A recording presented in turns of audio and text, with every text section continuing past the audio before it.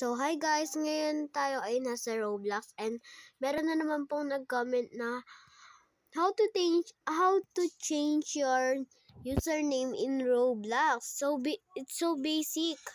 Display name lang siya. So, basic. Punta kayo dito lang. Diyan.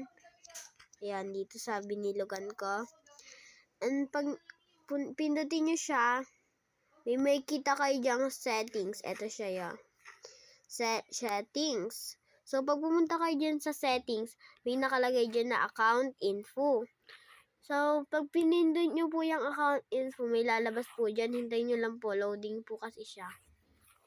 Ayan po, basahin nyo po account info. So, hintayin nyo lang. Tapos, ayan. Ito na nga. May nakalagay na dyan. And pagka mayroon na nakalagay dyan, ayan, loading pa niya. So, wait lang. So, ayan na, may lumabas na nga po dyan. Display name, username ko po talaga is Shane098773. So, meron po kayo makikita dyan na pindutan. Ito pong pindutan. Pindutin, di ba po, meron pong display name and may ash pong nakalagay dyan. Diretso lang po kayo, tapos may makikita po kayong parang sinusulatang papel. Ayan po, ito po siya. Diyan nyo po, pipindutin nyo lang po siya, ayan. Tapos po pa, ayan po, napindot na po. Pag napindot nyo na po is, ayan po, change display name. Ayan po siya. So, meron po tayo nakalagay dyan. So, kahit anong gusto nyo ilagay dyan, basta ganyan, no.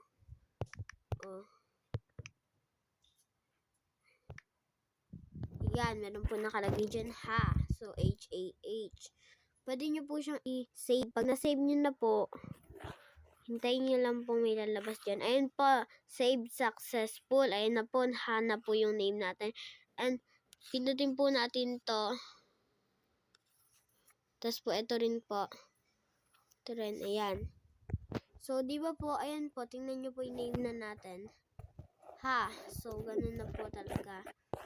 So, thank you po pala sa panonood and sa pagkikita nyo ng mga video ko at pag-subscribe na rin po kayo and click nyo na lang din po yung bell dun sa taas. So, yun lang po. Bye po, guys.